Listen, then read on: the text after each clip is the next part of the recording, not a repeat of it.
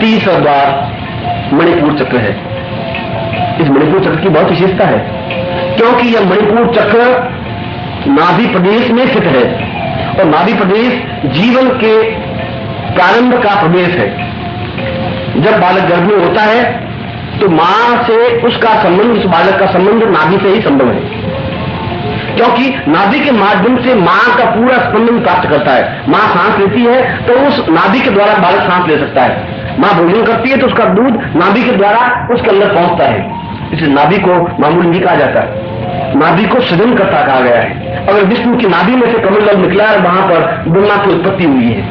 इसलिए उस आनंद की उत्पत्ति तब संभव होती है जब वह शक्ति ऊपर की ओर उठती है। यह ऊपर की ओर उठने की क्रिया प्राणायाम और भस्त्रिका के सम्मिलित संयुक्त परिणाम के फलस्वरूप है। इसमें केवल भस्त्रिका से काम नहीं चलेगा, इसमें केवल दूसरी क्रिया से भी काम नहीं चलेगा, इसमें केवल उस पूर्व क्रिया से कुंभ के माध्यम से काम नहीं चलेगा। इस समय एक विशेष क्रिया केवल जो गुण के माध्यम से समझ सकते हैं, उस भस्त्रिका को, उस प्राणायाम को परस्पर जोड़ने की क्रिया है। ये दोनों की जोड़ने की क्रिया अत्यंत गोपनीय क्रिया है। किस प्रकार से जोड़े, किस प्रकार से उस प्राण तत्व को, किस प्रकार से उस कुंडलिनी को, किस प्रकार से उस भस्त्रिका को और प्राणायाम को परस्पर जोड़े, कितनी मात्रा में जोड़े, किस प्रकार से जोड़े, यह क्रिया के पक्ष से गुरु समझा सकता है। और एक उचित अनुपात में जुड़ने पर वह नाड़ी प्रदेश, वह नाभि प्रदेश अपने आप में जागृत और चैतन्य होता है।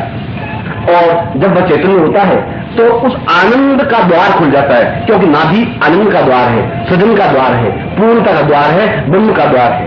और उस ब्रह्म के द्वार को जागृत करना अत्यंत आवश्यक है। अगर वह नहीं, में आनंद की अनुभूति हो ही नहीं सकती। और जब मणिपुर चक्र में वह शक्ति प्रभावित होती है, बढ़ती है, तब वह अपने आप में लीन हो जाता है। वह थोड़ा ध्यान करता है, अपने अखंड आनंद में चला जाता है, वह चला जाता है अंतर्मन में, वह चला जाता है समाधि में, वह उस आनंद की तृप्ति करने लग जाता है। उसके सामने फिर भोग नहीं रहता, कोई विषय बात नहीं रहती। किसी स्त्री को देखने के बाद उसकी आंखों में कामुकता नहीं आती, किसी और स्त्री को देखने के बाद भी उसका शरीर उत्तेजित नहीं होता, क्योंकि वह उस जगह पहुंच गया है जहां पर पहुंचने पर आनंद का द्वार खुल गया है, आनंद की अनुभूतियां होने लगी है, आनंद की श्रेष्ठता का अनुभव होने लगा है। उसका जीवन का परिवर्तन हो जाता है, उसको देखने की दृष्टि बदल जाती है, आगे देखने का चिंतन बदल जाता है, उसकी विचार शक्ति बदल जाती है। वह जो कुछ बोलता है उसमें प्रभाव होता है, प्रभाव होता है, एक चेतना होती है, प्राण होता है। ये चेतना, ये प्राण जब मणिपुर चक्र तक उस शक्ति पहुंचती है, तब उसके वाणी में ओज होता है। एक प्रकार से देखा जाए तो श्राप देने की, वरदान देने की शक्ति प्राप्त हो जाती है। वह जो कुछ कहता है वो सत्य होता है, वह जिस प्रकार से कहता है वह पूरा होता है। यह जीवन की श्रेष्ठता है। इसलिए मणिपुर चक्र पर जब हम मणिपुर चक्र के द्वार से गुजरते हैं, तब एक अजीब, एक अद्वितीय, एक अपूर्व आनंद की उपलब्धि होती है। ऐसा आनंद जब मनुष्य को तृप्ति से अनुभव होती है, जब मनुष्य को पूर्णता से अनुभव होती है, जब मनुष्य को श्रेष्ठता से अनुभव होती है। और उसके बाद में जब उसी रास्ते से उस शक्ति को जब गतिशील करते हैं, क्योंकि शक्ति तो ऊर्ध्वगामी है, उस शक्ति को ऊर्ध्वगामी करना जरूरी है, मगर यहां बहुत सावधानी की जरूरत है। इसलिए इसका आगे का द्वार हृदय प्रदेश है। हृदय पर एक अनाहत चक्र, अनाहत चक्र का तात्पर्य आहत नहीं हो, किसी प्रकार की आहट नहीं। और हृदय तो पूर्ण शरीर का, संपूर्ण शरीर का आधार है। और जब वह शक्ति उस हृदय स्थल तक पहुंचती है, उस हृदय प्रदेश तक पहुंचती है, तो पूर्ण शरीर में शांति की स्थापित हो जाती है। कोई प्रकार की आहट नहीं होती, कोई प्रकार का दुख और दैन्य नहीं होता, कोई विलाप नहीं होता, कोई परेशानी नहीं होती, कोई बाधा नहीं होती, कोई अड़चन नहीं आती। मगर सबसे बड़ी स्थिति जब अनाहत चक्र तक वह शक्ति पहुंचती है तो ब्रह्मांड के द्वार खुल जाते हैं, पूरा ब्रह्मांड उसके सामने साकार हो जाता है। और यही स्थान एक ऐसा है, वहां पहुंचने पर उसको अपना पिछला जीवन साफ साफ दिखाई देने लगता है। लेकिन इस जीवन में कहां पैदा हुआ, लेकिन इस जीवन में कहां था, मेरे माता पिता कौन थे, मेरे भाई बहन कौन थे, मेरा जीवन किस प्रकार से समाप्त हुआ, यही नहीं, अब उससे भी पिछला जीवन, उससे पिछला जीवन। और जैसा कि मैं कहता हूं कि पिछले 25 वर्षों की कड़ी को वह देख सकता है जब व्यक्ति उस अनाहत चक्र तक पहुंचता है, क्योंकि कालखंड के पीछे को देखने की क्रिया का ज्ञान स्वतः उसको हो जाता है। मगर पीछे की ओर यही अपने आगे के जीवन को भी देख लेता है कि इस जीवन की यात्रा को समाप्त करके जब मैं आगे जाता हूं, तब मेरा जीवन कहां पैदा होगा, तब मैं कहां जन्म लूंगा, किस प्रकार से जन्म लूंगा। जब राम मृत्यु के वजह से होते थे, वो कहते हैं कि मैं आज से 25 वर्ष बाद वापस कृष्ण के रूप में जन्म लूंगा, क्योंकि उनको मालूम है, उनके चक्कर जागृत है, उनको अनाहत के माध्यम से ज्ञात है कि मैं उस समस्त ब्रह्मांड में विचरण करता हुआ वापस किस गर्भ में कब जाऊंगा। और जिसका अनाथ चक्र जागृत होता है उसको यह ज्ञात होता है कि मैं वापस कब जन्म लूंगा। उसके हाथ में है जन्म लेना या नहीं लेना, उसके हाथ में क्रिया आ जाती है कि वो गर्भ चुने। तुम लोगों में यह क्षमता नहीं है कि तुम किसी विशेष गर्भ को चुन सको। जिसमें तुम एक आत्मा के रूप में मृत्यु के बाद में भटकते हो, उन प्राणियों के बीच में, उस आत्मा के बीच में भटकते हो, और उसमें जो भी स्त्री पुरुष का संगम होता है ठीक उस गर्भ में तुम पहुंच जाते हो। तुम्हारे हाथ में चयन नहीं होता, तुम्हारे हाथ में यह नहीं होता कि तुम किस गर्भ में जाना चाहते हो। यह तुम्हारी मजबूरी है कि तुम्हें ये मां बाप मिल गए। हो सकता है उसमें कोई दूसरा आपस में संबंधित होते तो उस गर्भ में चले जाते, मगर जो अनाथ चक्र पर पहुंच जाता है उसको गर्भ चुनने का अधिकार होता है। वह चाहे किस गर्भ में जा सकता है, वह चाहे तो 20 साल बाद जा सकता है, वह चाहे 500 साल बाद जा सकता है, वह चाहे 2 क्षण बाद जा सकता है। इसलिए अनाथ चक्र पर जाने के पर उस विज्ञान से आगे ज्ञान के समस्त आलोक का प्रकाश के जीवन में फैल जाता है। सारे ज्ञान और चेतना को देखने लग जाता है। उसके सामने ब्रह्मांड के नए नए ज्ञान, नए नए क्षितिज पैदा होने लग जाते हैं। वह सूर्य लोक देखता है, चंद्र लोक देखता है, ब्रह्मांड को देखता है, और देखता ही नहीं है, उस समस्त ब्रह्मांड को अपने अंदर समाधित करके देखने की क्रिया का ज्ञान प्राप्त कर देता है। और जब कृष्ण उस गीता में अर्जुन को कहते हैं कि तू ब्रह्मांड देखना चाहता है, ये महाभारत युद्ध तेरे सामने खड़ा नहीं हो रहा है, ये महाभारत युद्ध तो मैं खुद मेरे उस अंदर देख, और अपने मुंह खोल के दिखा देते हैं। और देखता है अर्जुन कि अंदर तो महाभारत युद्ध चल रहा है, भीष्म खड़े हैं, द्रोणाचार्य खड़े हैं, कृपाचार्य खड़े हैं, अर्जुन स्वयं खड़ा है, भीष्म खड़ा है, और देख के आश्चर्यचकित हो जाता है। कभी कभी आश्चर्यचकित होने की जरूरत नहीं है। ये अनाथ चक्र जागृत होने की क्रिया है। जिसका अनाथ चक्र जागृत है वो संपूर्ण ब्रह्मांड को अपने आप में समेटे हुए है। वह देख लेता है कि मैं पिछले जीवन में कहां था, मैं आज कहां हूं, मैं आगे का जीवन कहां है। इसलिए अनाथ चक्र में जाने पर कई कई क्रियाएं स्वतः होने लग जाती हैं। जब आंख बंद कर लेता है तो किसी भी मन के भेद को जान सकता है, कहीं पर भी पहुंच सकता है, उसके लिए कोई रहस्य नहीं रहता।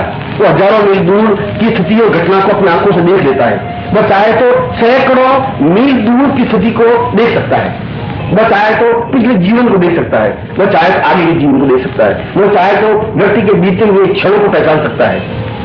और उसके सामने जो पुरुष और स्त्री खड़ी है उसके जन्म से लगा करके आज तक उसके जीवन की गोपनीय रहस्यों को ज्ञात कर सकता है, क्योंकि यह अनाथ चक्र अपने आप में अनंत संभावनाओं का द्वार है। और इसके बाद जब वह शक्ति उस समय केवल प्राण तत्व की क्रिया को आगे बढ़ाने की क्रिया है, भस्त्रिका छूट जाती है, प्राणायाम छूट जाता है, केवल शक्ति का विस्फोट आगे की ओर अग्रसर करना होता है। यह शक्ति का विस्फोट गुरु के माध्यम से ही हो सकता है। गुरु यहां शक्तिपात करता है, अपनी शक्ति को प्रवाह करता है, और प्रवाह करते ही उसका विशुद्ध चक्र जागृत हो जाता है, जो कि कंठ प्रदेश में है। और जहां विशुद्ध चक्र जागृत होता है उसके कंठ में सरस्वती साक्षात रूप में विराजमान हो जाती है, बैठ जाती है, और उसके मुंह से अनायास श्लोक निकलने लग जाते हैं, अनायास वेदों के मंत्र उच्चरित होने लग जाते हैं। उनको सामवेद अपने आप याद हो जाता है, यजुर्वेद अपने आप याद हो जाता है, मनुस्मृति अपने आप याद हो जाती है, सैकड़ों उपनिषद अपने आप उसको कंठस्थ हो जाते हैं। उसको पुस्तकें पढ़ने की जरूरत नहीं है, ज्ञान चर्चा करने की जरूरत नहीं है, चिंतन विचार करने की जरूरत नहीं है, क्योंकि जब विशुद्ध चक्र जागृत है तो अपने आप में संपूर्ण शास्त्र की अधिष्ठात्री देवी स्वयं उसके कंठ में स्थापित हो जाती है। स्वयं सारा शास्त्र का निचोड़ उसके कंठ में स्थापित हो जाता है। और जब वह बोलता है प्रवचन तो अपने आप में सैकड़ों सैकड़ों उदाहरण देने लग जाता है। कभी सामवेद का उदाहरण देता है, कभी मनुस्मृति का उदाहरण देता है, कभी तैत्तिरीय उपनिषद का उदाहरण देता है, कभी कठोपनिषद का उदाहरण देता है। और लोग आश्चर्यचकित होते हैं कि हजारों हजारों श्लोक, हजारों हजारों ग्रंथ इसको कैसे याद है। वह याद नहीं, वह उसका विशुद्ध चक्र जागृत होने की क्रिया है। और जो विशुद्ध चक्र जागृत होता है तो संपूर्ण ज्ञान और विज्ञान उसके कंठ में समाहित हो जाता है। वह अनुभव की थ्योरी को 2 क्षण में समझ सकता है, अनुभव के विस्फोट को अपने आप में समझ सकता है, वो आत्मा को समझ सकता है, परमात्मा को समझ सकता है, वह चेतना को समझता है, अचेतनता को समझ सकता है, ब्रह्मांड की घटनाओं को समझ सकता है, वह ज्ञान को समझ सकता है, उपनिषदों को समझ सकता है, पुराणों को समझता है। संपूर्ण शास्त्रों का अध्ययन स्वतः उसके जीवन में आ जाता है, क्योंकि यह क्रिया उस शक्ति के प्रभाव के माध्यम से जरूर है, और यह शक्तिपात होने पर ही संभव है। विशुद्ध चक्र स्वयं जागृत नहीं हो सकता, उस गुरु के शक्तिपात के द्वारा संभव है, क्योंकि वह शक्ति गुरु के पास है, वह शक्ति उस मनुष्य के पास नहीं है। वह गुरु अपनी शक्ति को ट्रांसफर करता है, वह अपनी शक्ति को उसमें स्थापित करता है, और स्थापित करते ही जहां उसकी अनाथ चक्र पर कुंडली रुकी हुई है वहां एकदम से प्रलय होती है, विस्फोट होता है, विस्फोट होते ही ऊपर बढ़ करके विशुद्ध चक्र पर जाकर रुक जाती है। और विशुद्ध चक्र पर जाना ही जीवन की पूर्णता और श्रेष्ठता है, क्योंकि उसका विचरण सूक्ष्म शरीर में आ जाता है। वो अपने प्राणों को सूक्ष्म कर सकता है, वह आकार को जितना भी चाहे उतना आकार दे सकता है, लघु से लघु बन सकता है, बड़े से बड़ा बन सकता है। वह चाहे तो अपने शरीर को 500 फीट ऊंचा कर सकता है, वह चाहे तो कण से भी छोटा बन सकता है और अपने प्राणों को एक कण के समान बना करके पूरे ब्रह्मांड में विचरण कर सकता है। वो अपने कमरे में बैठा हुआ एक कण के रूप में बन करके किसी भी स्थान पर जा सकता है, वापस उसी रूप में वापस आ सकता है, उसी देह में वापस स्थापित हो सकता है। एक ही कृष्ण सैकड़ों रूप में परिवर्तित हो जाते हैं। यह विशुद्ध चक्र जागृत होने पर संभव है। एक ही व्यक्ति कई कई स्थानों पर जाकर खड़ा हो सकता है। यह विशुद्ध चक्र के जागृत होने पर सिद्ध है, क्योंकि विशुद्ध चक्र के जागृत होने पर व्यक्ति एक रूप को सैकड़ों रूपों में बदल सकता है, अपने रूप को अणु के रूप में परिवर्तित कर सकता है, अपने रूप को विराट के रूप में स्थापित कर सकता है। यह विराट के रूप में स्थापन करना या अणु के रूप में स्थापन करना, सैकड़ों रूपों में रूपांतरित होना, अपने शरीर को जितना चाहे लघु आकार देना, दीर्घ आकार देना, विशुद्ध चक्र के जागृत होने पर सहज संभव है। इसलिए विशुद्ध चक्र को जीवन की एक श्रेष्ठतम क्रिया कहा है।